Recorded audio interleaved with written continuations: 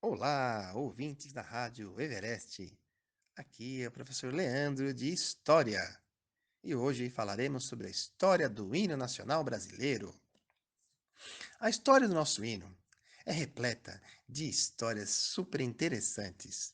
A começar pelo surgimento do hino. O hino, ele foi feito pelo compositor e maestro Francisco Manuel da Silva.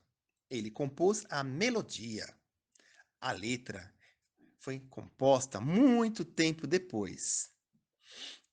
O nosso hino foi tocado a primeira vez no dia 7 de abril de 1831, no dia da abdicação de Dom Pedro I, quando ele largou o trono e foi para Portugal.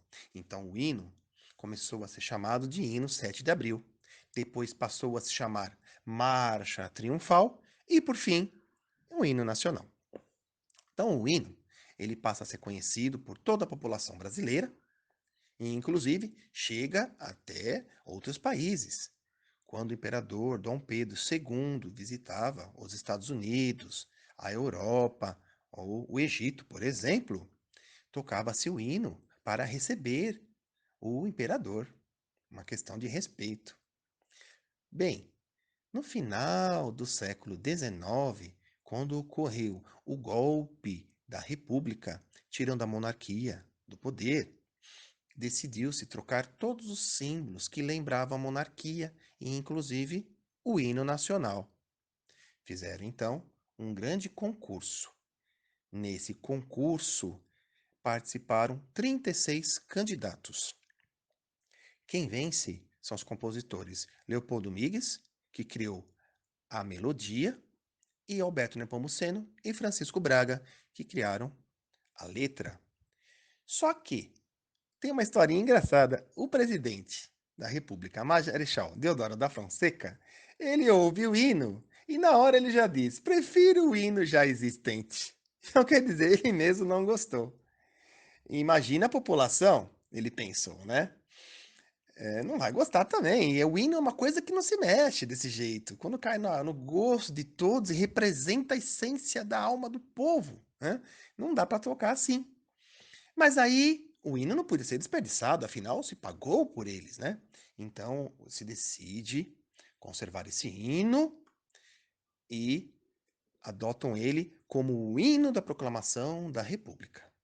Este hino é aquele que tem um refrão: Liberdade, liberdade, abre as asas sobre nós. Então, este hino passa a se tornar o hino da proclamação da República. Entra até num decreto, no artigo 2º. E no artigo 1º, o próprio Marechal Deodoro da Fonseca coloca como assim: é conservado como um hino nacional a composição musical do maestro Francisco Manuel da Silva. Como se dizendo, ó, ninguém mexe mais nesse hino, né? Esse é o hino nacional brasileiro. E aí demoraria quase 100 anos para termos a letra. Em 1922, no ano do centenário da independência, decidiu-se fazer um novo concurso. Quem vence dessa vez foi o compositor e maestro Joaquim Osório Duque Estrada, aonde compôs a letra do nosso hino nacional brasileiro. Ele recebe um valor de 5.000 contos de réis pela propriedade plena e definitiva da letra pelo governo, e aí vai ter um decreto assinado pelo presidente Epitácio Pessoa. Só que demora bastante para ser oficializado. Veja que só em 1971 que vai ser oficializado o hino nacional brasileiro. Demora, né? Demora bastante. Pouca gente sabe, mas nós temos uma introdução no nosso hino nacional, que vocês conhecem, a parte musical. Mas existe uma introdução em letra também. Existe uma letra, a música e a letra da música. Então, assim, quando a gente ouve o hino nacional brasileiro, todo mundo fica aguardando até cantar o ouvido do Ipiranga. Mas tem uma composição que foi feita pelo maestro Américo Moura, e ela é assim: Espero, Brasil, que todos cumprais o vosso dever. E avante, brasileiro, sempre avante, gravai a buril nos pátrios anais o vosso poder. E avante, brasileiro, sempre avante, servir o Brasil sem esmorecer, com ânimo audaz, cumprir o dever na guerra e na paz, a sombra da lei, a brisa gentil, o lábaro erguer do belo Brasil. Eia, sus, ó, sus. Então vejam, é muito bonita também essa introdução, mas se perdeu, né? O nosso hino é muito longo, decidiram cortar essa introdução, a letra, então ficou só a melodia, né? Só a música. Infelizmente, temos que ficar atentos também, porque hoje em dia estão encurtando cada vez mais o hino. Não em situações oficiais, mas em algumas realizações esportivas, alguns jogos, por exemplo, né? Se ouve muito, toca-se a introdução do hino e cantada, primeira parte, né? E depois já pula para o final, as pessoas até se perdem. Então, muitas vezes se nota em competições importantes como a Copa do Mundo, aqui no Brasil mesmo, a população brasileira ficou cantando. O hino parou, a população cantou até o final, ficou muito bonito, né? Se diz a capela, porque não tem acompanhamento, né? Então precisa ter o respeito, não pode se cortar o hino assim. E por falar em respeito, existe um protocolo de como se portar na hora do hino nacional. Vamos lá. Primeiro de tudo, na hora do hino nacional, de preferência, é importante que tenha sempre uma bandeira nacional sendo hasteada ou levantada, alguém segurando a bandeira nacional. Se não tiver, não há problema, mas é importante que, tendo a bandeira nacional, todas as pessoas presentes precisam estar viradas totalmente para a bandeira nacional. Segundo, as pessoas que estão presentes na hora do hino nacional precisam estar em silêncio, em total respeito e apenas cantar no momento exato, sem brincadeira, sem coisinhas. Precisa ter uma postura com os braços ao lado do corpo ou a mão no coração, se assim quiser.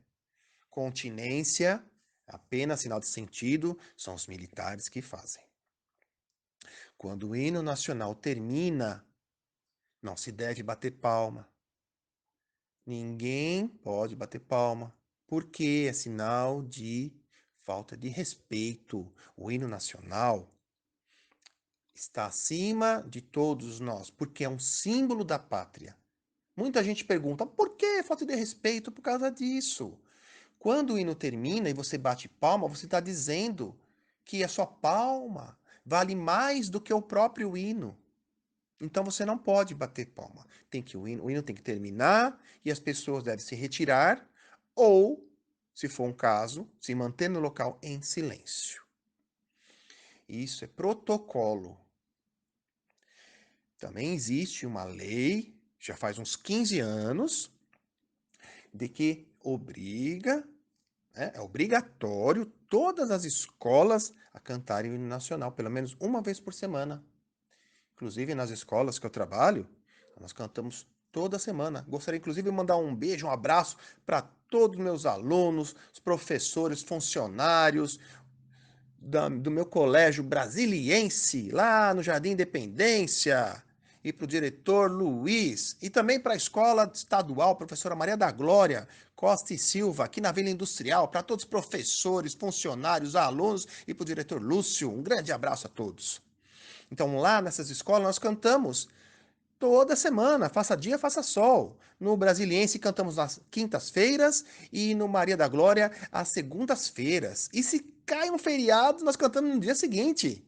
Então, essa foi uma demonstração que nós temos de patriotismo, de amor mesmo, à pátria, ao Brasil, sendo representado nesse momento pelo hino nacional, que não é apenas uma música, como falei para vocês, é um hino que representa todos nós. É o mesmo hino que toca aqui em São Paulo, é o hino que toca na Bahia, que toca ali na Paraíba, que toca no Mato Grosso do Sul, no Rio Grande do Sul, que toca no Amazonas, em todas as partes do Brasil. É o hino que nos une enquanto povo brasileiro, enquanto nação. Um grande abraço a todos. Aqui quem falou foi o professor Leandro. Até uma próxima.